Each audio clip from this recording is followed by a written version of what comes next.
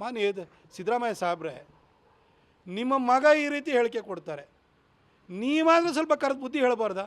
ಅಥವಾ ನಿಮ್ಮ ಮಗನ ಕೈಲಿ ನೀವು ಹೇಳಿಸ್ತಾ ಇದ್ದೀರಾ? ನಾನು ಯತೀಂದ್ರ ಅವ್ರನ್ನ ಕೇಳಲಿಕ್ಕೆ ಬಯಸ್ತೀನಿ.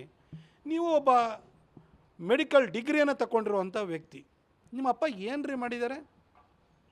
ಏನು ಮೈಸೂರಿಗೆ ಕೊಡುಗೆ ಕೊಟ್ಟಿದ್ದಾರೆ ಹೇಳಿ? ಅವರ ಮೊದಲನೇ ಟರ್ಮಲ್ಲಿ ಶ್ರೀನಿವಾಸ್ ಪ್ರಸಾದ್ ಸಾಹೇಬರು ಇಲ್ಲಿನ ಉಸ್ತುವಾರಿ ಸಚಿವರಾಗಿದ್ದ ಕಾರಣಕ್ಕೋಸ್ಕರವಾಗಿ ಮೈಸೂರಿಗೆ ಒಂದು ಹೊಸ DC ಕಚೇರಿ ಬಂತು. ಮಹಾರಾಣಿ ಕಾಲೇಜು, ಕಾಮರ್ಸ್ ಕಾಲೇಜಿಗೆ ಒಂದು ಹೊಸ ಬಿಲ್ಡಿಂಗ್ ಬಂತು.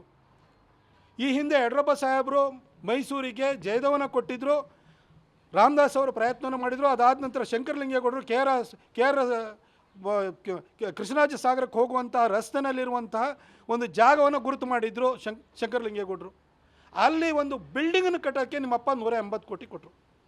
ಅದಾದ ನಂತರ ಅಲ್ಲೇ ಒಂದು ಸೂಪರ್ ಸ್ಪೆಷಾಲಿಟಿ ಹಾಸ್ಪಿಟಲ್ ಅಂತ ಖಾಲಿ ಬಿಲ್ಡಿಂಗ್ ಕಟ್ಟೋದಕ್ಕೆ ಒಂದು 127 ಕೋಟಿ ಕೊಟ್ಟಿದ್ದು ಬಿಟ್ಟರೆ, ನಿಮ್ಮ ಅಪ್ಪನ ಕೊಡುಗೆ ಮೊದಲನೇ ಟರ್ಮು ಅಥವಾ ಈ ಟರ್ಮಲ್ಲಿ ಮೈಸೂರಿಗೆ ಏನಿದೆ ಹೇಳಿ ಸರ್? ಏನು ಮಾಡಿದ್ದಾರೆ ನಿಮ್ಮಪ್ಪ? ಇವೆಲ್ಲ ಶ್ರೀನಿವಾಸ್ ಪ್ರಸಾದ್ ಅವರು ಇಲ್ಲ ಅಂದರೆ ಇವು ಬರ್ತಿರಲಿಲ್ಲ.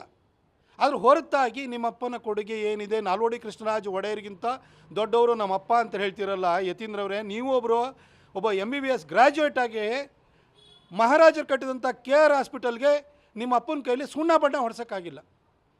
ಮೈಸೂರು ಮೆಡಿಕಲ್ ಕಾಲೇಜು ಕಟ್ಟಿ 100 ವರ್ಷ ಆಯಿತು, ಅದಕ್ಕೆ ಶತಮಾನೋತ್ಸವ ಆಯಿತು. 100 ರೂಪಾಯಿನೂ ಕೊಡಲಿಲ್ಲ ನಿಮ್ಮ ಅಪ್ಪನ ಕೈಲಿ. 100 ವರ್ಷ ತುಂಬಿದ ಕಾಲದಲ್ಲಿ 100 ರೂಪಾಯಿನೂ ಕೊಡೋಕ್ಕಾಗಿಲ್ಲ ನಿಮ್ಮ ಅಪ್ಪನ ಕೈಯಲ್ಲಿ. ಆ KR ಹಾಸ್ಪಿಟಲ್ ಇದು ದುಸ್ಥಿತಿಗೆ ಹೋಗಿದೆ ಇವತ್ತು. ಮೈಸೂರಿಗೆ ಬೇರೆ ಏನು ಕೊಟ್ಟಿದ್ದಾರೆ ಹೇಳಿ?